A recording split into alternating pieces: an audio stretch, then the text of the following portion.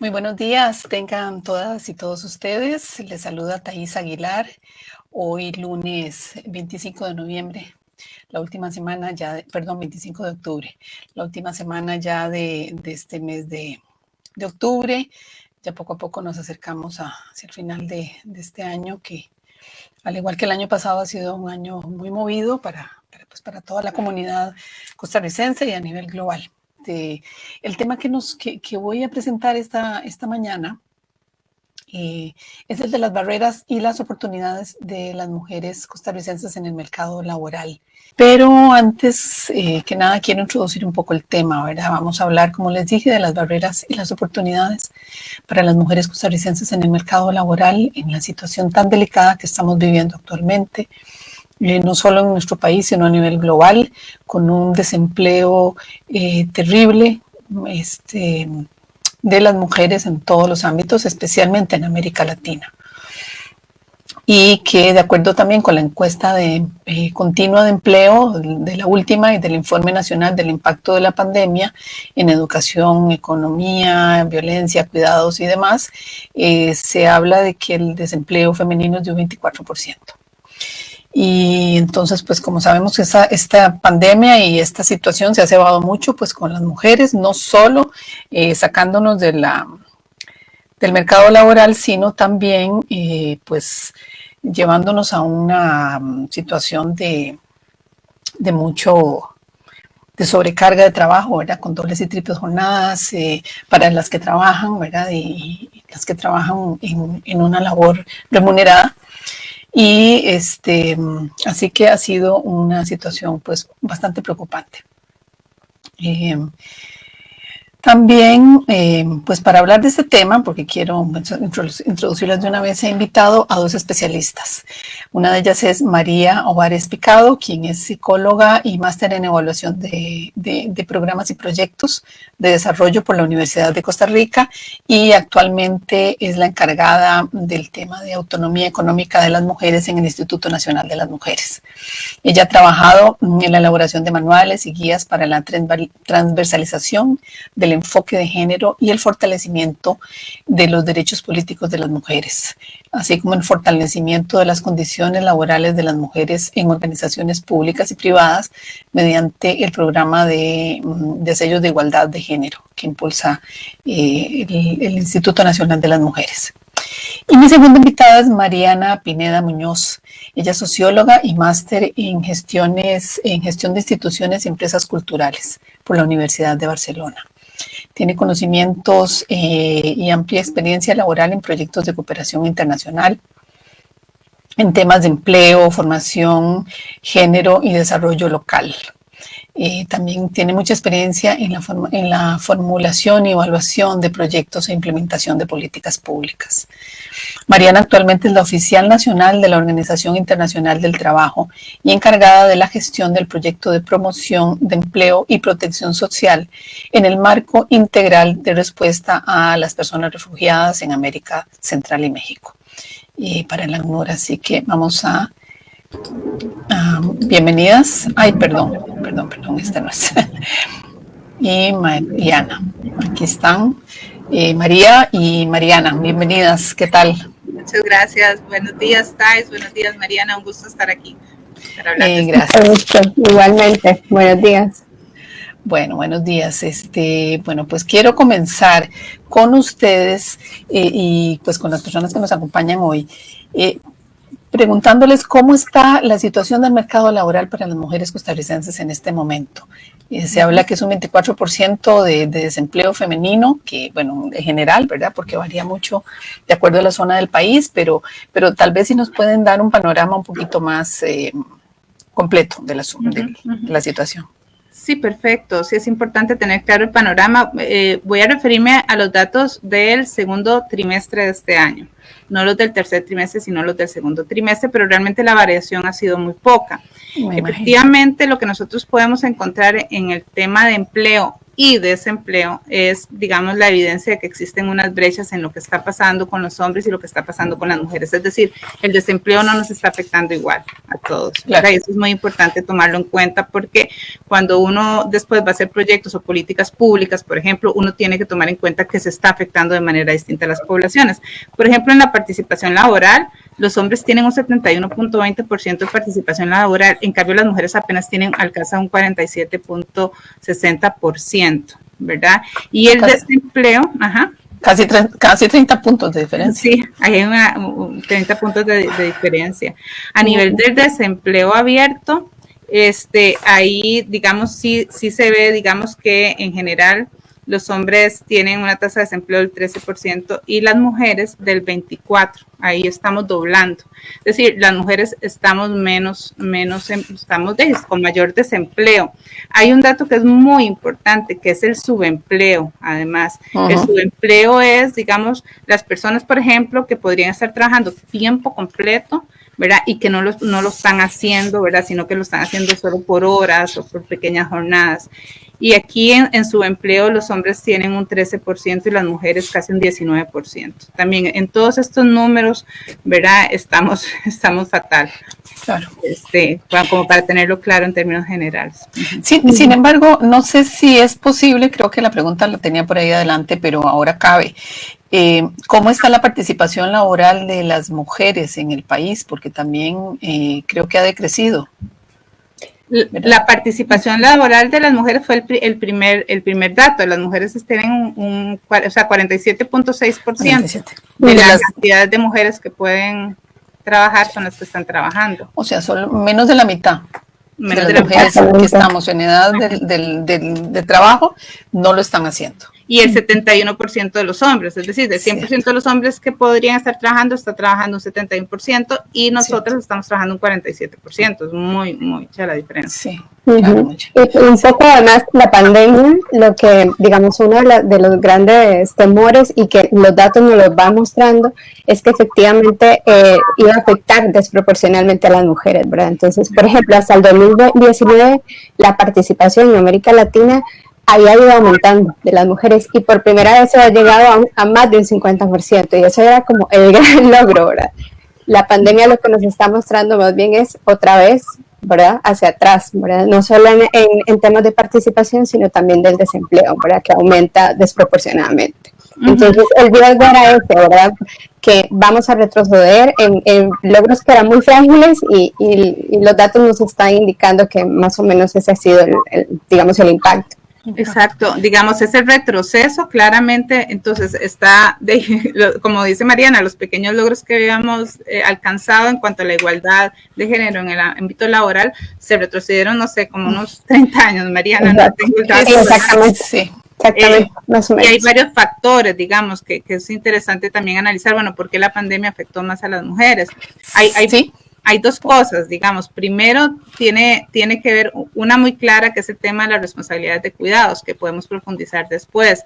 Es decir, si hay alguien, digamos, al que se le ha recargado esa responsabilidad de cuidado y se ha aumentado esa responsabilidad de cuidados en las mujeres. Entonces, imaginémonos las escuelas cerradas, ¿verdad? ¿Quién queda a cargo de esos niños, verdad? Y niñas, o con esos fraccionamientos de horarios de las escuelas, además que tú van una semana sí, la otra no, un día sí, otro no, ¿verdad? Entonces, claramente, si una mujer no tenía apoyo para cuidados, va a tener que dejar su trabajo o empezar a trabajar menos tiempo, entrar en subempleo para poder hacerse cargo de esas responsabilidades. Eso por un lado. Y por el otro lado, sí, también nos ponen en evidencia que los trabajos de las mujeres estaban más en un ámbito de la informalidad, ¿verdad? Y eso los pone entonces todavía mucho más en riesgo. Sectores de mayor riesgo, efectivamente. Sí, y también en sectores de servicios que se vieron sumamente afectados, ¿verdad? Así es. Como, bueno, la gran sorpresa en el país, que no sé si hasta dónde la teníamos, y que más del 50% del sector turismo y de los emprendimientos estaban en manos de mujeres. Claro, pero los más pequeños, los más informales y los que se vieron mucho más afectados. Igual hay poblaciones específicas de mujeres que se vieron súper afectadas, por ejemplo, trabajadoras domésticas.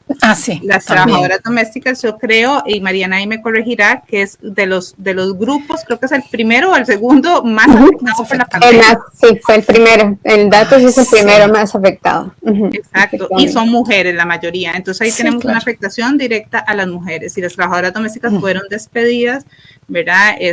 Y bueno, ya conocemos las condiciones, que eso es otro tema, las condiciones particulares de trabajo doméstico que las hacen mucho más vulnerables. Claro, sin seguridad social, sin ninguna, la mayoría sin ninguna otra protección sin laboral. Contratos formales, entonces.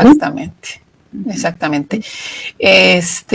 Entonces, ¿cuáles son los factores críticos para la inserción y la permanencia de las mujeres entonces actualmente en el mercado laboral? Porque, bueno, yo sé que hay una gran necesidad del gobierno, no solo de sino prácticamente en todo el planeta, todos los gobiernos, de las instituciones multilaterales también, de ir tratando de crear un ambiente más positivo, de que ya vamos superando esta crisis económica generada por el confinamiento que provocó la pandemia, pero ¿cuáles son las características o los factores críticos ahora para insertar a las mujeres y permanezcan en esos pequeños espacios que se están abriendo últimamente? Aquí hay algo muy importante que yo aprovecho además para explicarles cómo el INAMO está trabajando, digamos, está abordando el tema de empleabilidad de las mujeres. Hay una cosa que hay que tener claro, digamos, el COVID, ¿verdad? O la pandemia, digamos, no vino a crear brechas nuevas, ¿verdad? No fue que se inventaron unas brechas a partir del COVID. Lo que pasó aquí es que puso en evidencia las brechas ya existentes y las magnificó. Exacto. Nosotros hemos encontrado y cuando hacemos trabajo con otras instituciones, trabajamos a partir de 8 brechas específicamente. Unas que tienen que ver con la inserción de las mujeres, el acceso a las mujeres al empleo, y otras tienen que ver con la permanencia, porque no es solo que ingrese, es que pueda permanecer. Claro. Entonces, sí encontramos 8 brechas que las voy a decir rápidamente y tal vez después podamos profundizar en alguna. Pero digamos, la primera y más importante es una que mencionamos ahora, que tiene que ver con la desigualdad en la distribución del uso y control del tiempo, ¿verdad? Esa inequidad en las relaciones, digamos, en las responsabilidades de cuidados, entiéndase cuidados en general, ¿verdad? Desde el trabajo doméstico no remunerado hasta labores de cuidados de personas adultas mayores, personas con algún nivel de dependencia, niños y niñas. Mientras eso no, digamos, en la medida en que la mujer tenga ese recargo, eso le va a imposibilitar acceder a un empleo formal, ¿verdad? Y un empleo de calidad. La segunda brecha tiene que ver con la segregación del mercado laboral. Esto es, digamos, aquellas profesiones que se consideran masculinas o femeninas, ¿verdad? Son, digamos, cuando nosotros tenemos esas ocupaciones tradicionalmente feminizadas, ¿verdad? Y que implican, por ejemplo, tienen varias repercusiones esa división de trabajos. Entonces tenemos representación o subrepresentación de mujeres en cierto tipo de ocupaciones. ¿Cómo cuáles? Perdón. Por ejemplo, las mujeres estamos más ubicadas en profesiones relacionadas con ciencias sociales, por ejemplo. No estamos tanto en profesiones relacionadas con STEM, y eso repercute en la valoración que tienen esas profesiones. Entonces, las profesiones STEM son mucho mejor valoradas que las que no lo son, tienen mejores salarios. Entonces, si nos señalas, nos explicas cuáles son las STEM, que no todo el mundo lo conoce. Sí, son las que tienen que ver con ciencia, tecnología, ingenierías y matemáticas. Okay. Las mujeres no estamos ahí. Sí, hay una clara minoría. Hay una clara minoría, y son las profesiones más valoradas y donde se paga mejor, digamos, en este momento. Y más demandadas en este momento. Y donde hay más trabajo, ¿verdad? Después hay otra brecha también, que es toda la brecha digital, ¿verdad? cómo nos estamos preparando, que tiene que ver también con la anterior, cómo nos estamos preparando las mujeres para el futuro del empleo, que en eso Mariela yo creo que puede profundizarnos bastante, cómo estamos accediendo a tecnologías y habilidades que son necesarias para acceder a los empleos. Entonces, estamos mal ahí, entonces tenemos que mejorar esas habilidades también para poder acceder a la oferta de empleo que hay en este momento, porque si hay una cosa importante, digamos, no significa que el país no tenga ofertas de empleo, significa que no estamos llegándole. Hombres y mujeres no le estamos llegando, pero en mayor medida las mujeres no estamos llegando, ¿verdad? Al tipo de oferta de empleo que al que el país apostó, porque si el país se hubiera apostado, no sé, por traer maquilas aquí, probablemente todo el mundo estaría empleado, ¿verdad? Pero no es lo que queremos. Claro. Es el trabajo que queremos. Es que estabas describiendo esas... Las brechas, pero te iba a preguntar algo y se me fue la pregunta, pero estaba relacionado con eso, las habilidades, eso era. ¿Cómo, o sea, porque ahorita quiero seguir con esas brechas, me parece sumamente importante señalarlas, pero ¿por qué las mujeres no tenemos esas habilidades? Si somos las que más nos graduamos en este momento en secundaria, las que más accedemos también a las universidades y también nos graduamos de las universidades, ¿qué está fallando en esa formación? Que no estamos logrando adquirir esas habilidades, y qué habilidades específicas, si pudieran explicarnos cuáles son. Yo creo que un tema clave es que persisten en nuestras sociedades todavía los patrones culturales, patriarcales, discriminatorios, la cultura del privilegio, y eso lo vemos desde la escuela, ¿verdad? Desde pequeñitas, las matemáticas no son para las mujeres, ¿verdad? Es como que, y además hay estudios donde se ve que al principio hay un momento donde las niñas dicen, ok, no, astronauta, no, ¿verdad? Algo pasa ahí, y eso tiene que ver con la educación y la forma como y la cultura en general. Exactamente. No vemos fotos de mujeres ni películas con mujeres. Y que además es como uno de los factores críticos más difíciles, ¿verdad? Porque son factores no observables, no es como la discriminación, pero lo que no vemos, no es tan visible, pero que nosotras sabemos, ¿verdad? Sí, y que vamos aprendiendo desde niñas por ejemplo, que no sabemos negociar, o que el tema del trabajo doméstico es un tema que nos compete a nosotras, ¿verdad? Son cosas que vamos desde muy pequeñas y que va marcando la trayectoria tanto de vida como laboral de las mujeres. Sí, procesos de socialización, ¿verdad? Muy arraigados dentro de una cultura todavía bastante patriarcal y machista, en donde hombres y mujeres participamos de ella, ¿verdad? Aquí no es un asunto de que los hombres están limitando a las mujeres.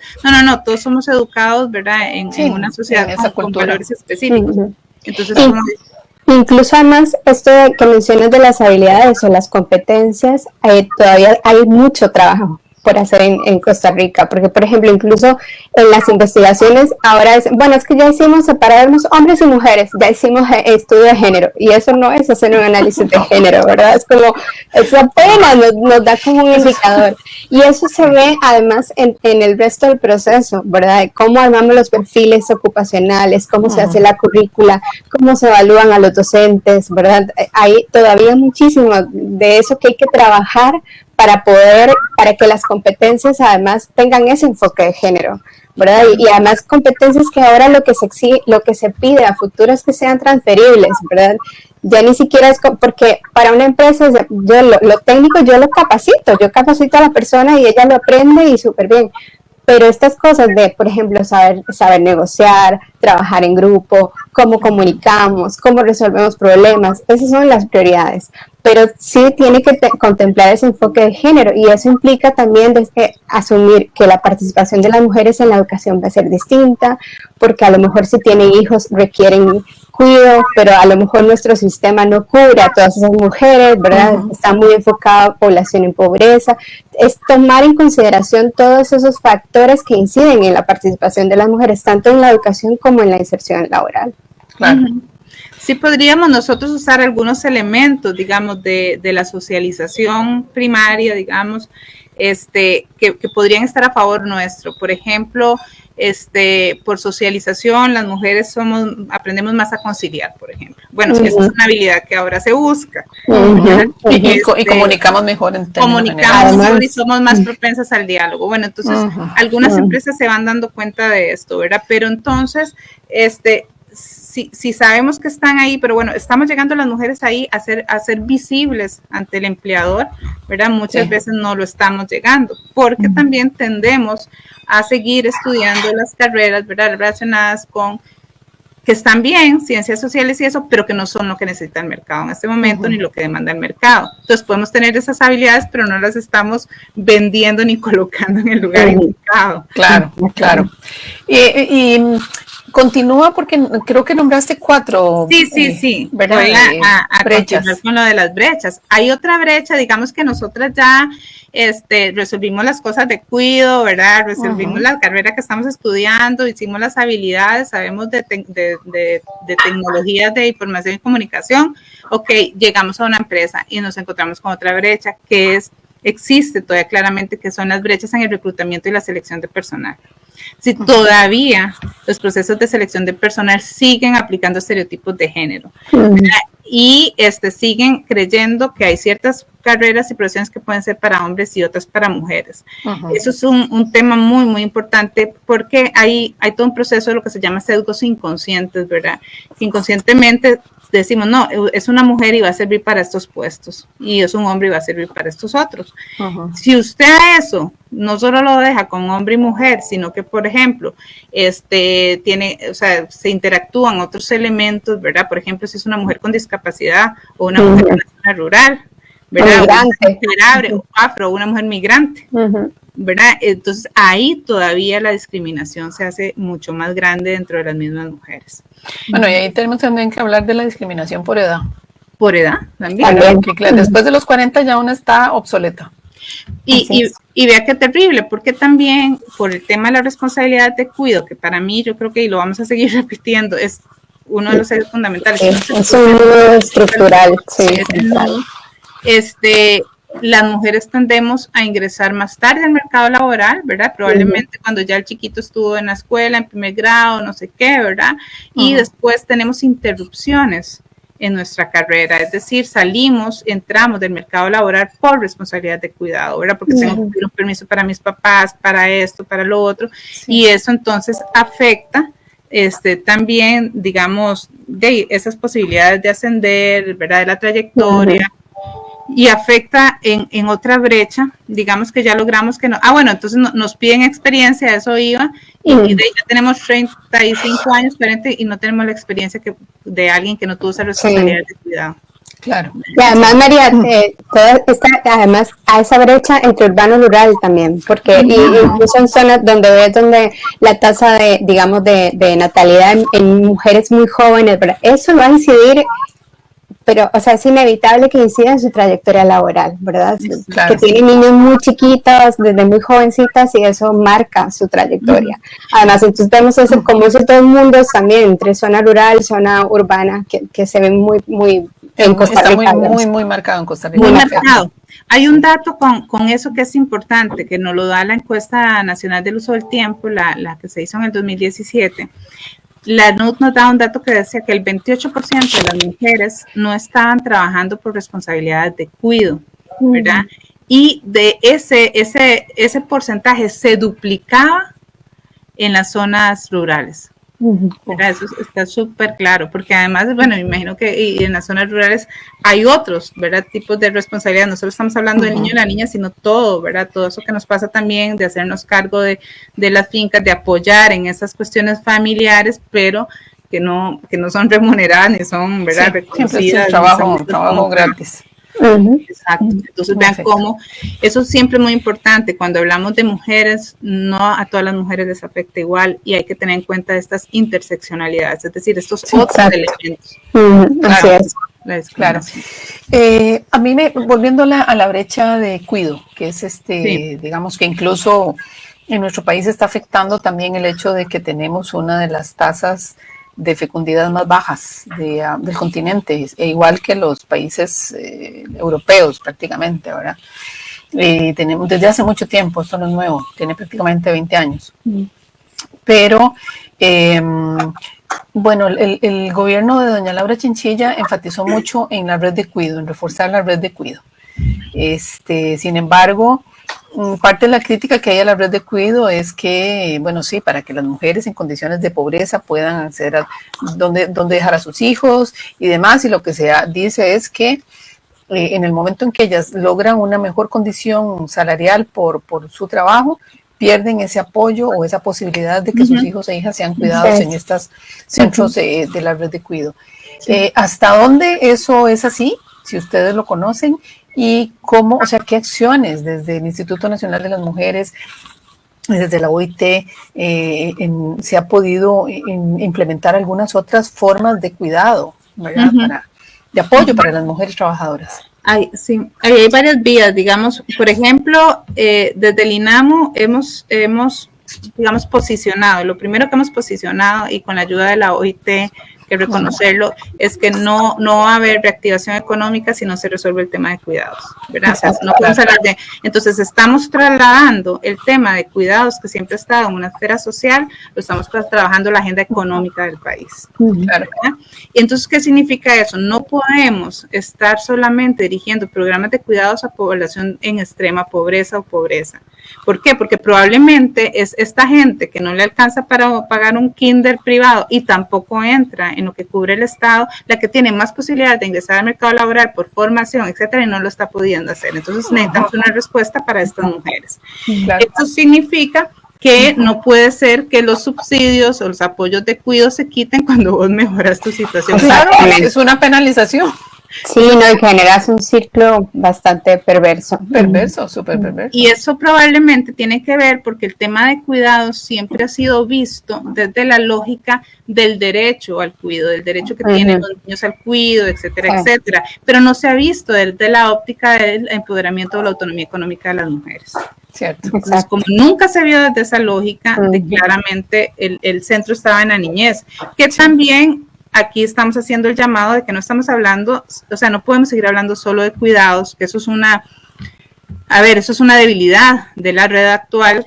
Bueno, ya ahora con la política eso se subsana, ¿verdad? Pero ¿verdad? Que es ampliar, no solo niños y niñas, porque efectivamente cada vez tenemos menos, es a población adulta mayor. Claro, pues somos una red de cuidados. Todos en algún momento de nuestra vida necesitamos los cuidados o vamos a requerir dar cuidados, ¿verdad? Entonces hay que entenderlo como un concepto global y que realmente lo que se requiere como país es un sistema de cuidados, ¿verdad? Y que no haya esa diferencia y que no esté tan focalizado en determinados grupos o sectores. Exacto, claro. Yo creo que también una de las otras, también muy vinculada a eso, se habla mucho de la profesionalización, ¿verdad? De los cuidados, ¿verdad? Entender que hay que certificar, hay que aumentar sus capacidades laborales, sus salarios, ¿verdad? Esto para que mejoren la calidad de vida también de estas personas que se dedican a los cuidados. La OIT habla en general, Naciones Unidas, de la triple R, ¿verdad? Que es reconocer, redistribuir y reducir, ¿verdad? Reconocer los cuidados, como dice María, que son centrales, redistribuir, que la carga no esté enfocada exclusivamente en las mujeres y reducir esa carga, ¿verdad? Y la OIT además agrega otras dos R's que son recompensar, ¿verdad? Que la gente que se dedica a los cuidados de forma, digamos, como un trabajo profesional, tengan un salario y un ingreso adecuado y que además tengan representatividad, ¿verdad? Que tengan, que se puedan sindicalizar, que tengan, pero si es un motor, como dice María, desde Naciones Unidas se planteó en el contexto de crisis esta idea de, para no dejar a nadie atrás, hay que avanzar hacia un reconocimiento de los cuidados más allá de esta esfera y sacarlo de un tema nada más de los hogares, ¿verdad? Como que eso es un tema privado. No, es un tema que es central para las mujeres y como sociedades para poder generar empleo y calidad de vida. Es central para el capitalismo. Sí, inclusive, digamos, exactamente, digamos, es central para la reactivación, no hay reactivación económica sin la incorporación de las mujeres al mercado laboral y no hay incorporación de las mujeres al mercado laboral si no resolvemos cuidados. Es así de simple. Exactamente. En estas CRs que mencionaba Mariana, digamos, hemos tenido algunos avances y que hay que decir que el INAMU, en alianza con otras instituciones, ha estado ahí desde hace muchos años. Por ejemplo, bueno, ya contar con la encuesta nacional del uso del tiempo, que esperamos que el INEC la pueda hacer el otro año, temas de la regla fiscal. Por favor. Para las personas que no saben lo de esa encuesta, porque es un poco técnica, resumínosla, por favor. Sí, la encuesta nacional del uso del tiempo es precisamente una encuesta nacional que hace INEC, ¿verdad? Donde revisa en qué están utilizando el tiempo todas las personas, ¿verdad? Inclusive trabaja con la familia, ¿verdad? Con la niñez, con las personas adultos mayores, ¿verdad? Cómo están distribuyendo su tiempo. Entonces, eso es un elemento importantísimo para la primera, digamos, R de reconocer, porque ahí nos está diciendo, ahí, claro, algo que nosotros ya sabíamos instintivamente, que había un recargo en las mujeres, ¿verdad? La encuesta nos da el dato, ¿verdad? El dato cuantitativo. El dato cuantitativo. Entonces nos dicen, por ejemplo, que las mujeres, pucha, acabo de olvidar ese dato, pero lo digo todo el tiempo, digamos, los hombres están dedicando un promedio de 13 horas por semana al trabajo doméstico no remunerado y las mujeres están dedicando un 34%, no sé si Mariana lo tiene por ahí, o sea, es una diferencia. ¿En cantidad de horas? De horas semanales. Porque se habla de mujeres 22 horas más en promedio. Sí, que los hombres más en promedio que los hombres. O sea, hay una mayor carga global de trabajo. Las mujeres, los hombres invierten 13 horas en promedio por semana para trabajo doméstico no remunerado. Y las mujeres 36. 36. Claro. O sea, ahí ya tenemos el dato de lo que sabíamos. Y varía también dependiendo si es en zona urbana o zona rural. ¿verdad? Zona rural. Y otro dato importante para reconocer que nos da la encuesta del uso del tiempo es que con la encuesta del uso del tiempo ese es el insumo que usa el Banco Central para sacar la cuenta satélite del trabajo doméstico no remunerado, ¿verdad? Entonces nos dice que si el trabajo doméstico se pagara, representaría más del 25% del Producto Interno Bruto de este país. Es inmenso. Es inmenso, la cuarta parte. Entonces aquí decimos, bueno, aquí pasa algo. Hay que hacer algo con esto, hay que valorarlo, hay que darle un estatus, y después prácticamente nos dimos cuenta con la pandemia que si se caen los cuidados se cae todo.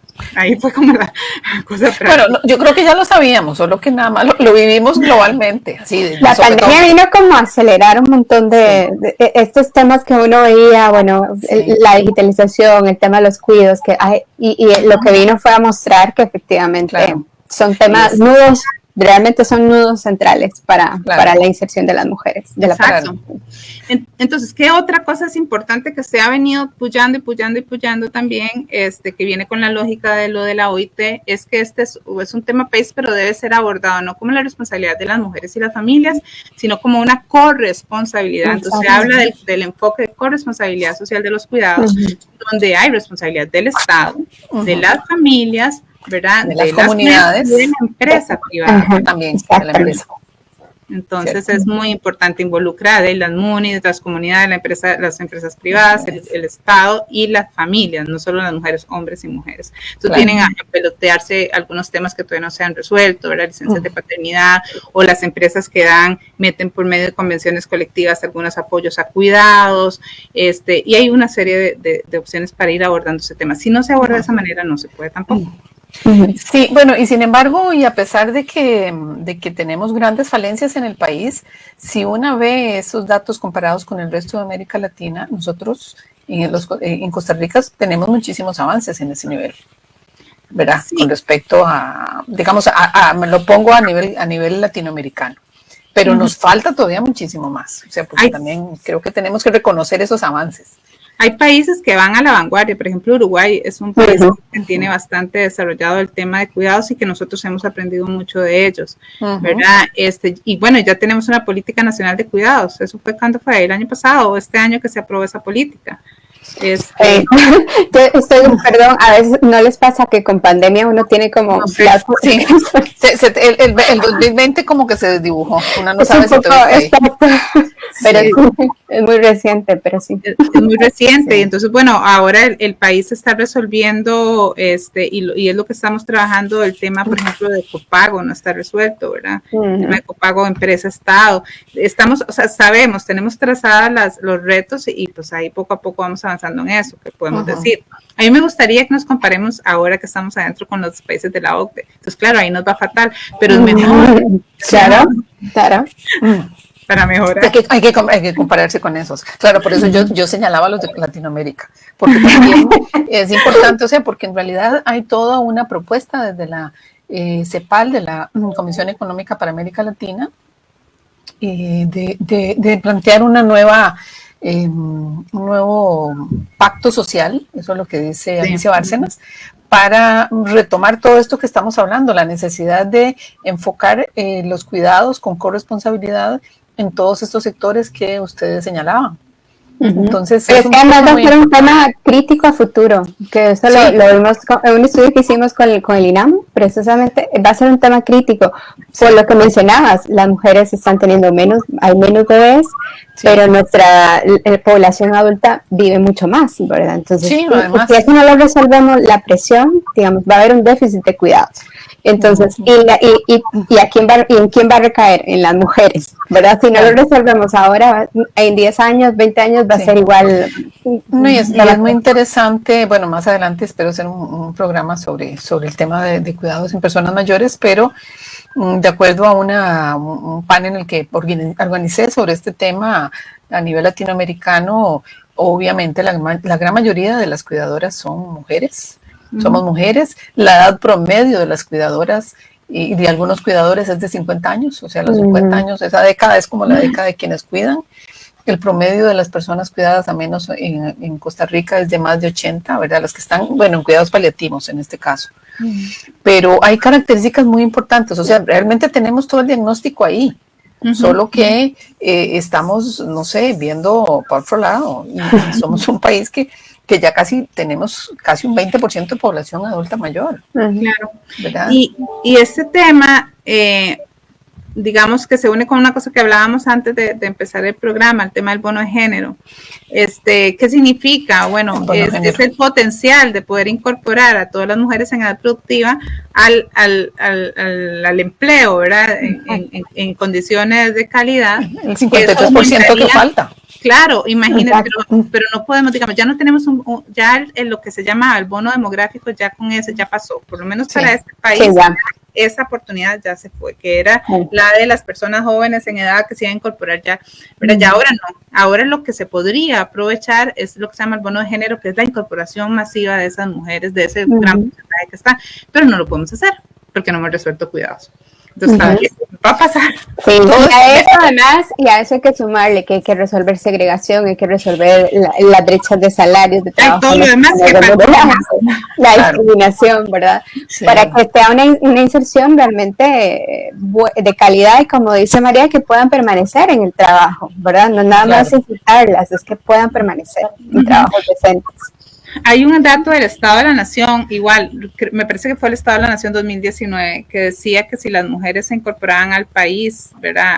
Al mercado laboral, la pobreza del país se reduciría en un 50%. Sí, cierto. Qué fuerte, ¿verdad? O sea, digo, entonces uno ¿cómo estará ese dato ahora? Pero imagínense. Pero qué fuerte ese dato, y entonces uno dice, bueno, ¿qué pasa con las políticas económicas que no tienen a las mujeres en el centro? Bueno, el INAM eso es lo que hace, pullar para no seguir viendo el desempleo de manera uniforme, sino apuntarle a donde tenemos que apuntar, porque como no tenemos recursos para todo, entonces priorizamos en mujeres. Claro, exacto. Sí, no, y así tiene que ser. No, y lo que a mí me preocupa también en este contexto es dónde vemos eso plasmado en las planes del futuro gobierno que iremos a escoger en enero. Febrero, que ahí ustedes como medios de comunicación tienen una labor importante, porque ojalá todos los medios de comunicación pudieran poner ese tema, no el desempleo general, no, el tema de las mujeres, qué tanto lo entienden los partidos, qué propuestas concretas hay, y ponerlo como un tema de debate política, ¿verdad? Sí, es que no es hablar de otros temas que son cortinas de humo, porque este es fundamental. Es que esto es fundamental.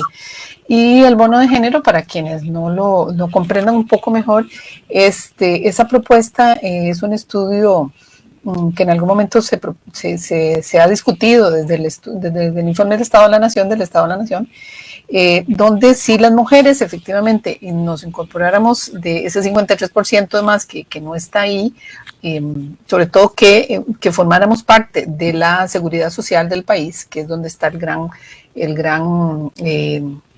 la gran base del sistema de pensiones del país, eso incluso ayudaría a inyectarle mucho más capital a ese sistema y lo rescataría de una u otra manera. Sí.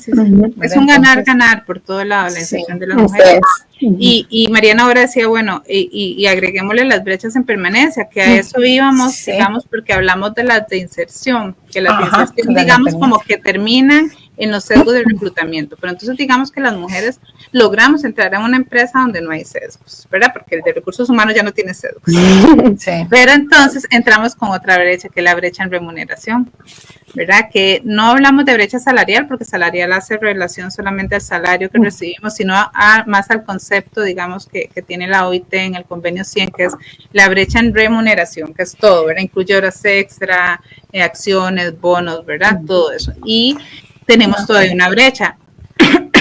Los últimos datos que yo tengo, no sé si Mariana los tiene más actualizados, es que oscilan, la brecha oscila entre un 13 y un 17% en el país. Ese es un dato del Estado de la Nación, me parece también. Que también en el país tenemos un reto importante que es unificar la metodología para medir esta brecha. Que si nos damos cuenta, entre más especializados son los puestos, entre más altos están las mujeres, hay mayor brecha. ¿Por qué?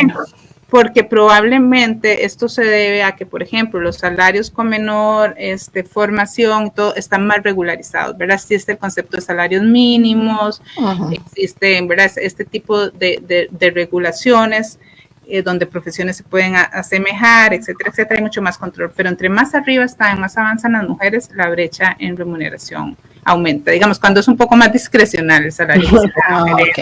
En las herencias medias y altas, ¿en cuánto estaría? Mariana, no sé si tienen ese dato.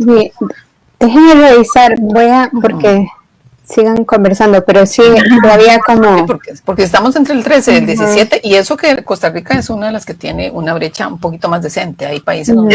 Exacto, esta brecha se da sobre todo en el sector privado, ¿verdad? En el sector público, como tenemos un régimen de servicio civil, etcétera, etcétera, la brecha no se da tanto en el salario, pero sí se da cuando vemos el concepto que yo les decía de remuneración. Claro, porque ¿quiénes se pueden quedar a hacer más horas extra? Por ejemplo. Exacto. Probablemente no somos las mujeres porque tenemos que salir a las 4 sopladas para recoger al chiquito que me lo están cuidando no sé dónde, ¿verdad? Y qué posibilidades tenemos también de participar en concursos para ascender. Ya cuando nosotros empezamos a ver las responsabilidades de una jefatura que implica quedarse más, trabajar esto, y uno dice, no puedo, o sea, no puedo porque ¿qué hago con mi casa y con mis hijos, verdad? Que un hombre no lo piensa tanto. Claro, no, nunca lo piensa. Y también el acceso, digamos, la posibilidad de lograr mayores grados de profesionalización, ¿verdad? Que también eso es otra de las brechas que tenemos las mujeres, ¿verdad? La dificultad para obtener maestrías, doctorados, para las que puedan y eso se lo reconozcan en sus trabajos. Bueno, claramente, porque imposible, digamos, con las responsabilidades de cuidados, yo no sé si, digamos, uno salir de su trabajo para llegar a la casa a estudiar de noche, ¿verdad? Sí. Es un poco difícil. Y sabemos que muchas lo han hecho y lo logran muy bien, pero sí es un desgaste terrible. O sea, quienes lo hemos hecho sabemos que es una cuota. Por eso es como tan importante lo que les mencionaba, incorporar el enfoque de género. Me acuerdo que en una entrevista que hicimos con el Tecnológico, ellos tenían ya programas sí específicos para mujeres con hijos, por ejemplo. Hijos e hijas, ¿verdad? Entonces contemplan ese tipo de cosas que a lo mejor las capacitaciones o las formaciones no pueden ser un sábado o no pueden ser a determinadas horas porque saben que, ¿verdad? Ese tipo de análisis es el que se requiere, ¿verdad? Como mucho más específico y entender que la dinámica es muy distinta para todas, que no somos un grupo homogéneo, ¿verdad? Claro, no, y eso pasa, cierto, por ofrecer unos mejores horarios de formación fuera del trabajo, ¿verdad? Claro, y por el otro lado ir incentivando el cambio cultural, ¿verdad? Porque claro, ¿verdad? No todo tiene que recaer en las mujeres, hay que ir, ¿verdad? El cambio también tiene que ir en los hombres, pero mientras tanto, porque el cambio cultural es muy lento, ojalá fuera más rápido, pero es lento, sí generar este tipo de iniciativas que ayudan a un poco equilibrar y que puedan acceder a, por ejemplo, la educación, ¿verdad? Que es tan importante. Exacto, y es muy importante sacar el tema de las mujeres, o sea, que sea solamente de las mujeres, porque también el tema de la maternidad es una de las cosas que inconscientemente penalizan a la hora de reclutar. Entonces, ¿verdad? Te hacen unas preguntas de que si tienes hijos, ¿verdad? De que si piensa tener. Sí, y por un lado. Y por otro lado, que también esto es un estudio muy interesante que hizo la OIT sobre digamos, la brecha salarial, un informe mundial, creo que es el 2018-2019, decían que la condición de maternidad también, muchas veces las mujeres con hijos tendían a cobrar mucho menos salarios, ¿verdad? Relacionados con esos factores, ¿verdad? Porque saben que entonces que probablemente van a tener que pedir permisos y van a tener que tener interrupciones o reducción de jornadas de tiempo, ¿verdad? O porque inclusive tienen que pedir, digamos, puestos más informales o puestos que les permitan conciliar la vida familiar con la laboral. Entonces realmente hay, digamos, una afectación de recargar el tema de cuidados sobre las mujeres, les afecta de muchas formas, ¿verdad? Y bueno, y los recursos humanos que penalizan a la carrera de las mujeres que tienen hijos, ¿verdad? Precisamente eso es parte de la discusión que se estaba dando sobre la jornada de 12 horas, ¿verdad? Sí, exacto. ¿Cómo están pensadas esas jornadas? ¿A quién va a facilitar esas jornadas? Exacto. ¿Sí? Porque por más que digamos que no, que es que esto va a ser una cuestión que se va a negociar, negociar entre el empleador y el empleado, digamos, ahí hay una es que hay otra brecha más, otra futura brecha más. Sí, hay un desequilibrio de poder. Sí, hay un desequilibrio de poder y probablemente no estés en las mismas condiciones para negociar vos como empleado con tu empleador y decirle no estoy de acuerdo con las 12 horas. Claro. Y eso va a implicar que las mujeres tengan que dejar esos trabajos, porque una mujer que tiene, porque dicen, bueno, no, pero tiene 3 días libres, no va a tener. No son libres. No, primero no son libres. Y se acumula todo lo demás para esos días. Si fuera que se acumula y lo hacemos en los 3 días como las loquitas, pero ¿quién resuelve el cuidado, las labores, las responsabilidades diarias de las labores domésticas? Las mujeres. ¿Cómo lo hacen? ¿A qué horas llegan? ¿Quién cuida a sus chicos hasta las, no sé, 8 de la noche que yo llegue o la hora que yo llegue? ¿Quién hizo la comida? Entonces, es eso por supuesto que no ha tenido bueno, el INAMO ha mandado pronunciamientos en contra, pero pareciera como que, no sé, que además, y ahí me corrige Mariana, yo creo que en el mundo sí va a una revisión de jornadas, pero inclusive a flexibilizarlas, pero hacia la baja, me parece. Al revés, más bien vamos al revés. Y además es un replanteamiento ok, necesitamos realmente estar tantas horas en la oficina. El teletrabajo también funciona, ¿verdad? Como hay mucho de análisis. Claro, y mucho del análisis va por ahí, y países en Europa, en Estados Unidos, las mujeres sobre todo no quieren volver, porque se dan cuenta que dicen, bueno, es que esto realmente así como iba con estas jornadas tan extensas, no funciona, eso no funciona, ¿verdad? Y es un poco la pandemia es eso, ha mostrado que la organización de los cuidados como está, no es sostenible, ¿verdad? Entonces, sí, por otro lado. Es importante ahora que digamos que avanzamos y ojalá el país avance al teletrabajo, igual, lo mismo, podemos avanzar, pero resolvemos cuidados, o sea, no podemos avanzar si las escuelas siguen cerradas o si las escuelas tienen esos horarios que un día un chiquito va de 10 a 12 y el otro de no sé qué, pero si tenemos todo el mundo en la casa, entonces no hemos hecho trabajado en esa corresponsabilidad, en esa distribución, entonces las mujeres estamos trabajando y haciendo el arroz, ahí nos morimos, ¿verdad? Porque también eso ha significado el teletrabajo para muchas mujeres. Durísimo. Sí. Durísimo, porque reportan cansancio, estrés, tienen que el chiquito aquí todo el día haciéndolo. Bueno, y eso las que tienen una conexión medianamente decente. Bueno. Sí, además. Sí. Creo que ahí tenemos que pensar en los grupos de familias con más dificultades, especialmente zonas rurales, donde no hay espacios, ¿verdad? Adecuados, ¿verdad? Donde es una mesa, la mesa del comedor, donde esté todo el mundo, la madre probablemente, y los chicos y chicas viendo, haciendo sus tareas y cosas de eso, ¿verdad? Entonces, porque al final siempre pensamos en un espacio ideal cuando eso es lo que menos hay. Precisamente con los datos que ustedes acaban de dar, ¿verdad? Con un 50% de la pobreza se resolvería con las mujeres trabajando.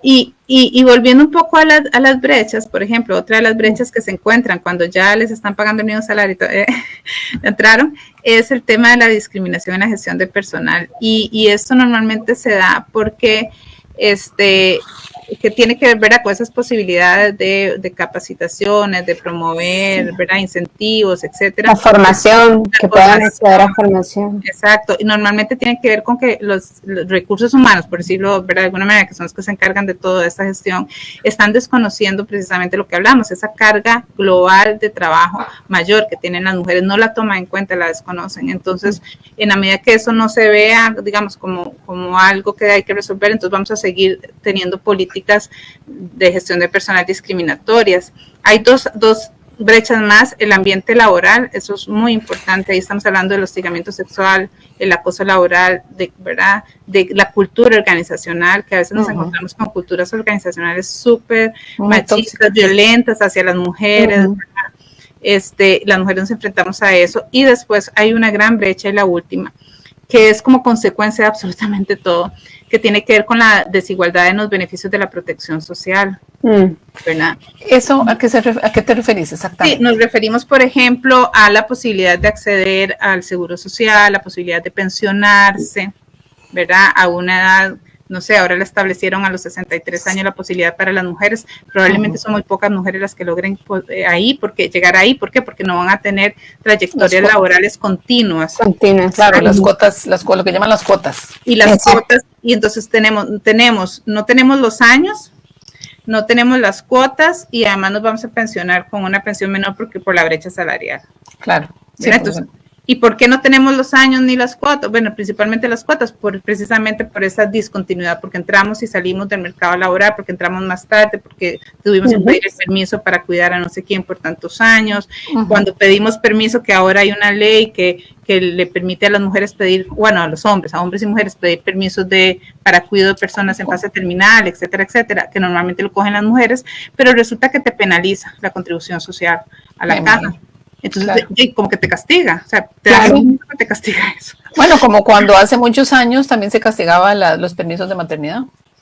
Bueno, no lo rebajaban de la historial para la pensión, precisamente. Precisamente nosotros ahora, digamos, estamos trabajando con la caja y formalmente la Junta Directiva aprobó, que fue muy importante, la Junta Directiva aprobó conformar una mesa de trabajo entre INAMU, OIT y la caja, precisamente para revisar las trayectorias laborales de las mujeres y trabajar en medidas compensatorias. No ya hacer algo cuando ya llegan a la pensión, ya ahí no hay nada que hacer, más bien antes. ¿Cómo mejoramos esas trayectorias? Claro. Es muy interesante, ahí les contaremos después, Mariana. Me avisas para tener buenas noticias. Bueno, para ir cerrando, compañeras, ¿cómo potenciar, bueno, con todo este panorama que no es nada halagüeño, pero bueno, esa es la realidad, que también a veces tampoco la hablamos de ella? Yo sé que no es un tema bonito, pero está ahí. O sea, creo que es evidente, pero no sé por qué no hablamos de él desde los medios de comunicación. ¿Cómo potenciar el talento y la participación de las mujeres en el mercado laboral? Eso también es, ¿qué se está perdiendo el país de que no estemos allí? 53% de mujeres con plena educación, capaces de trabajar, que no lo están haciendo probablemente por muchas de estas razones. Sí, resolvamos cuidados en primer lugar. O sea, los cuidados es fundamental. O sea, si usted no resuelve cuidados, no puede resolver nada. Trabajar en brecha salarial, ok, pero son las que ya están ahí.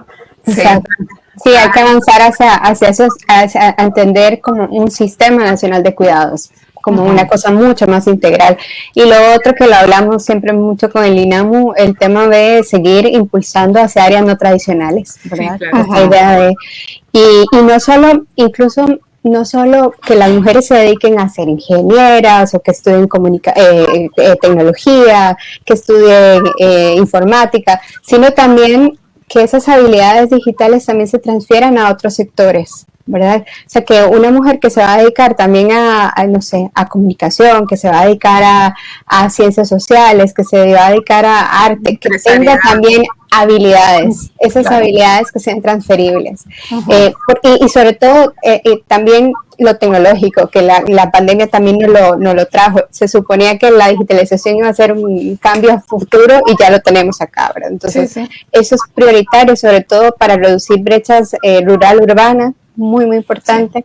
Y es eso, porque al menos todas nos vamos a dedicar a las ciencias. Digamos, yo en matemática no tenía vocación, digamos, no era muy fuerte, pero igual es fundamental que las mujeres tengan esas habilidades, incluso para dedicarse a otros sectores. En comercio, ya vimos que con la pandemia el e-commerce es prioritario, la agricultura va a ser prioritaria, la tecnología para dar respuesta al cambio climático, ¿verdad? El turismo, cómo incorporar, eso va a ser, yo creo que es uno de los temas como de los mayores retos que tenemos de que fortalecer a las mujeres en el área de la digitalización y de nuevas tecnologías y el desarrollo de habilidades, como les decía, que sean transferibles. Sí, exacto. Hay dos maneras, digamos, dos enfoques, ¿verdad? Desde donde uno puede incorporar a las mujeres al mercado laboral, el de la empresariedad y el de la empleabilidad. En ambos enfoques, si no trabajamos, esto que mencionaba Mariana, cuidado y tecnología, por decirlo de alguna manera, ¿verdad? En ambos, no solo para el empleo, sino para la empresariedad, si no lo trabajamos, entonces vamos a seguir quedando como cortas en esto. No podemos seguir impulsando la empresariedad de las mujeres, sí de por sí, que todas son empresarias y démosles, ¿verdad? Porque esa cosa que les damos 500,000 colones y ahora sí vaya a arme su empresa, por Dios, eso sí, nadie lo hace. Es fácil. 500,000 colones, yo con todos los recursos que tengo y no armo nada. Yo tampoco, no te vendo nada. Pero además porque sí, y porque son sectores, por ejemplo, muchos de los sectores que se van a destruir debido al cambio climático son sectores donde las mujeres se van a ver muy afectadas porque no están precisamente en las áreas que tienen, por ejemplo, ocupaciones de formación media. ¿Verdad? Son sectores que se van a quedar fuera incluso de estos nuevos trabajos porque no están ahí. Entonces hay que entrarle ahí duro. Inclusive son muchos de los sectores donde están las mujeres, son los sectores, hablando del futuro del empleo, que ya no es el futuro, que van que la robotización, por ejemplo, va a sustituirlos. Exacto. ¿Verdad? Entonces, bueno, ahí tenemos 1000 retos. Yo creo que el diagnóstico está, los retos, claro. Claro, el reto es sí, resolver el cuidado, la corresponsabilidad. Pero vea cómo esto es, si metemos cuido, nosotros que insistimos, cuido tiene que estar en la agenda económica. Y así, desde ahora, cuando se diga el debate de los precandidatos y precandidatas sobre el tema económico, metan cuidado ahí. Tienen que meter cuidado, no lo metan en la parte social. No, es fundamental. Es en el centro, sí, en la parte económica. Bueno, pues vamos a comenzar a armar los memes y los mensajes clave y todo alrededor de ese tema, porque es fundamental. Es fundamental. Bueno. Cuidado de todo mundo, no solo niños y niñas. Sí, no, cuidados de todo lo que son cuidados. Personas enfermas, personas mayores de edad. Trabajo doméstico no remunerados en general. Todo, exactamente. Bueno, les agradezco muchísimo, María y Mariana, sus ideas y lo que nos han compartido esta mañana. Y esperamos, pues, sí, seguir con este tema más adelante, porque es fundamental seguir ventilando. Así que les agradezco el rato que sacaron hoy y a las personas que también nos acompañaron. Bueno, muchas gracias. Con mucho gusto, muchas gracias. Está bien.